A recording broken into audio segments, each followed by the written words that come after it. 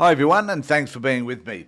I'm going to talk about a bloke by the name of Alister Kitchen today because it's an interesting story about something I've been thinking about for some time, and it involves going to the United States.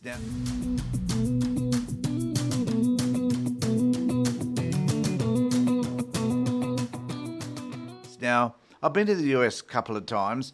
Never had any trouble whatsoever getting through immigration or through any of the systems they have in the United States. You usually just look at your passport, look at you, think you're a silly old man. I'll let you in anyway. Not that I was all that old when I first went, but nevertheless, I wonder what it would be like now if I went to the United States, given the posts that I've made that are anti Trump, the comments that I've made about the United States system in general. Because would I be seen as an enemy of the state by a country that professes to have a Bill of Rights that protects the rights and integrity of individuals, regardless of who you are and regardless from where you come? Well, I think that if I entered the United States now, I would probably suffer the same fate as Alister Kitchen, an Australian, a young man who was studying at Columbia University in the United States, returned to Melbourne to his home and his family, and then re-entered the United States, only to find that he was no longer welcome there. Would that be the case for me or for you if you'd posted anything in relation to the United States? Now, what does that tell us about the United States system? What is it that we should be concerned about? A country which flagged itself as a country where they fostered independence, fostered free thinking, fostered, the ability to be able to express yourselves because they have a Bill of Rights that says that it's okay to do so. Well, apparently things are different. So I'm going to take us to this particular. Oops, I'm going to start with that one. So this is the bloke. It's Alister Kitchener, I think. And Alister had this situation whereby he entered the United States, and this is what he encountered. So this is an ABC report. The US government has denied arresting an Australian writer because of his political beliefs. Now, this is what the reporting was from the US. Alister has a completely different story, though, about all of this. Alister Kitchen, 33, said he was refused entry to the US last week after being grilled about his views on the Gaza conflict in articles he wrote about pro-Palestinian protests. The Department of Homeland Security told the ABC claims Mr.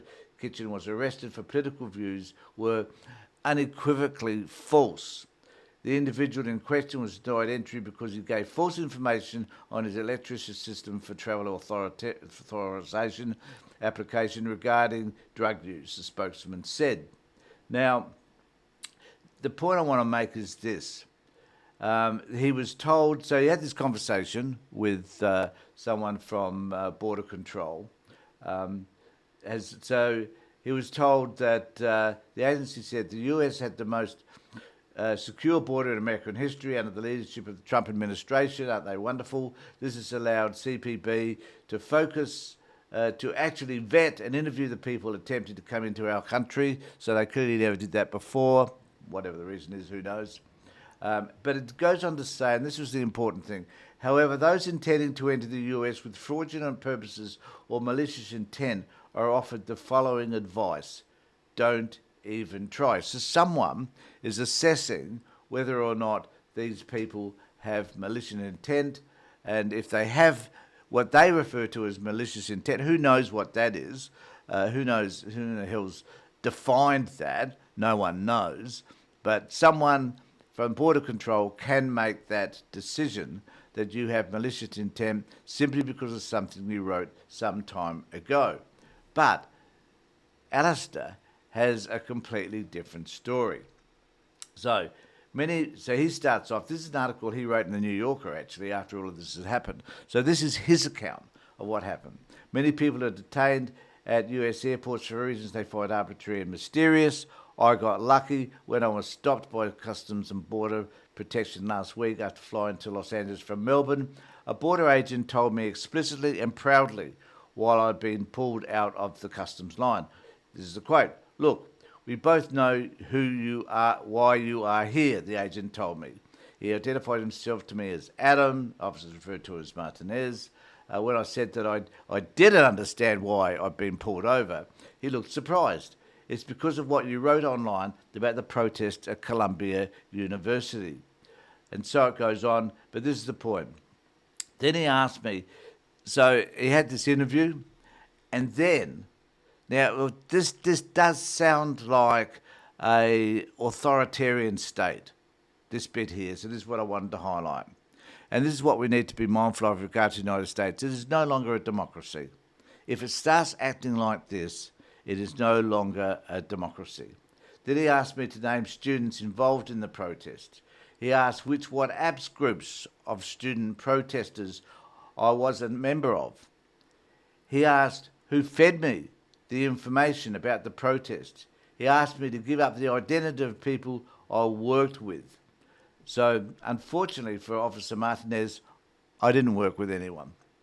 I participated in the protest as an independent student journalist who one day stumbled upon tents on the lawn.